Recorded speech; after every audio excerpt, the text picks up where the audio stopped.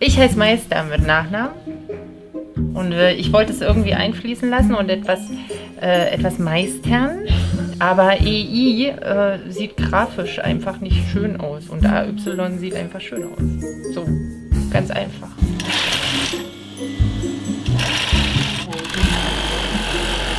Wir nennen uns eine Manufaktur. Wir machen hier alles selber, klein und fein, möglichst.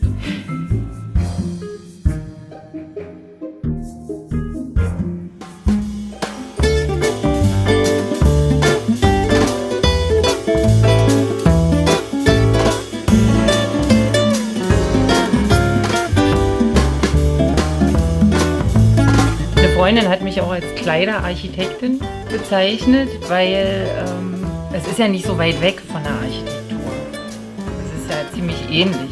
Das Haus ist das nächste Haus, ne, im Grunde genommen. Also wir haben unsere Haut, dann kommt die Kleidung als Hülle und dann kommt das Haus.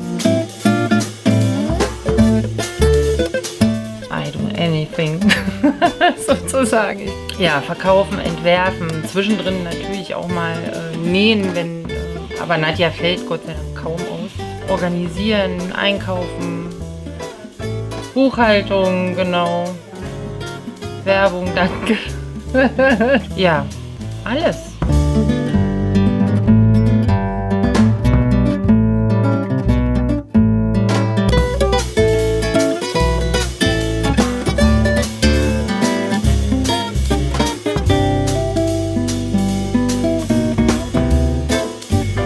Eigentlich wollte ich Design studieren, Modedesign, aber Mama sagte, muss man ganz doll begabt dafür sein. Habe aber zu Hause eben von meiner Mutter ganz viel Nähen schon gelernt. Eine Freundin hat, während ich Abitur gemacht habe, war sie damals Schneider geworden und dann haben wir gefühlt jeden Tag abends zusammengesessen und alles genäht, gemacht, getan. Gut, nach dem Abitur war das dann erstmal hinfällig, dann habe ich Architektur studiert und war auch vor allem mit diesem Studium sehr glücklich.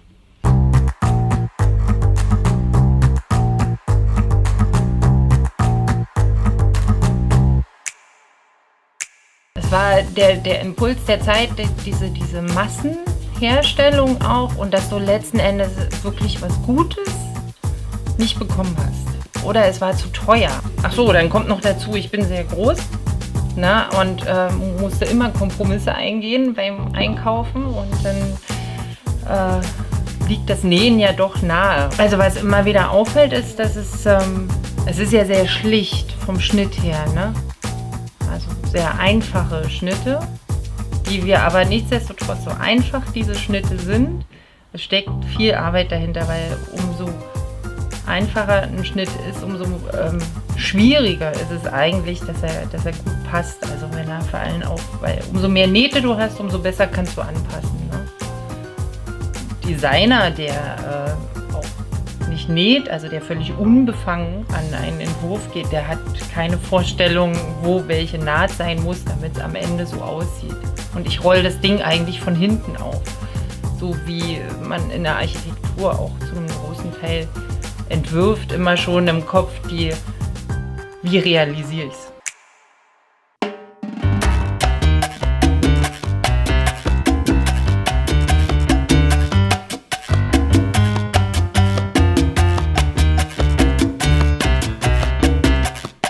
Aber vorher hatte ich einen ganz kleinen um die Ecke und da habe ich nur einen Tag in der Woche verkauft, also aus der Werkstatt heraus. Ansonsten hatte ich meine Sachen in anderen Läden hängen.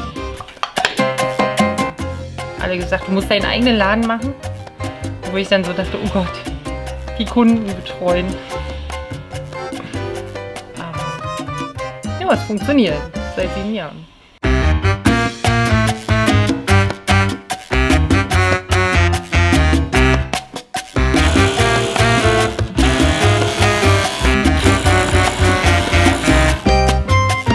Die ersten bestimmt 5, 6 Jahre habe ich jeden Cent, den ich verdient habe, immer wieder investiert, ne, um das immer wieder aufzubauen. Weil ich wollte auch mir beweisen, dass das funktioniert, ohne Vaterstaat zu fragen oder sonst irgendwie.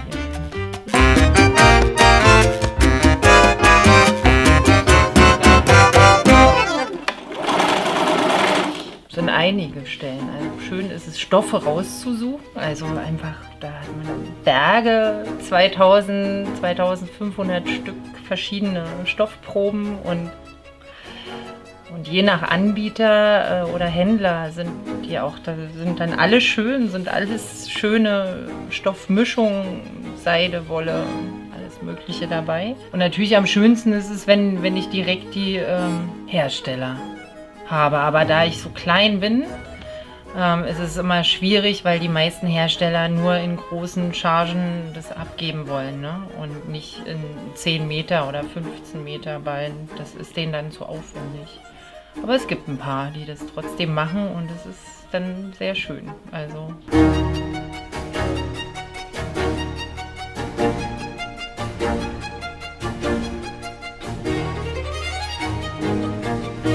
du kannst dich bekleiden oder auch verkleiden. Sprich, der Mensch kann sich ein Stück weit verstecken oder auch präsentieren. Also du hast so die Wahl, ne? Sie selbst macht sich schön. Die Klamotten sind am Ende, sollten ein schönes Beiwerk sein. Das Schönste ist, wenn das Kleid schöner wird und die Person, die es trägt. Dann ist einfach, aber das hat auch ganz viel mit dem eigenen Selbst zu tun, ja.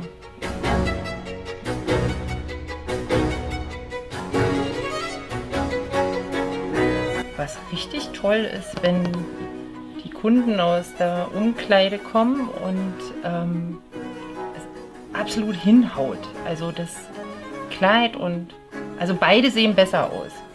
Das Kleid sieht auf einmal besser aus und die Kundin auch. Und das ist so, das ist das Allerbeste. Die Frauen von heute sind halt arbeiten, haben Kinder und haben aber eben genau dadurch keine Zeit, sich 3-mal am Tag umzuziehen für spezielle Anlässe. Also ist für mich das schönste Kompliment, wenn sie sagen, ich kann das den ganzen Tag im Grunde genommen anziehen. Also morgens, wenn ich zur Arbeit gehe, nachmittags, wenn ich mit den Kindern spiele und abends ziehe ich andere Schuhe an, dann nehme eine neue Tasche, aber habe immer noch das gleiche und gehe damit essen.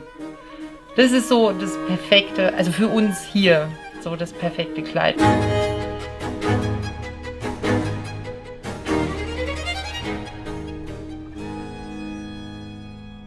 Du kannst heutzutage nicht so dazwischen sein, sondern entweder du bist ganz klein und hast alles im Überblick oder du machst den ganz großen Schritt. Das dazwischen rechnet sich nicht. Also dann ist ganz blöd, aber es ist leider so. Und ich mache es ja, weil ich selber gerne mit den Händen arbeite. Und wenn ich ganz groß wäre, dann würde ich nur noch organisieren. Also sowas, im Grunde genommen noch ein bisschen spezieller werden und noch ein bisschen eigener. Größer ist gar nicht so, nur besser. Ich gehe durch die Stadt und sehe, also man geht ja, wenn man Klamotten macht, immer guckt natürlich jeden und sagt so, gut, nee, nicht so. Und speichert das irgendwie ab. Ne? Und dann sehe ich von Weitem eine Frau und denke so, Mensch, die hat ja einen interessanten Rock an. Ne? Und dann, Mensch, der ist von mir. Und da dachte ich so, ey, das ist doch gut, wenn du, also du erkennst zwar deine alten Schnitte nicht mehr gleich, aber du findest sie immer noch gut.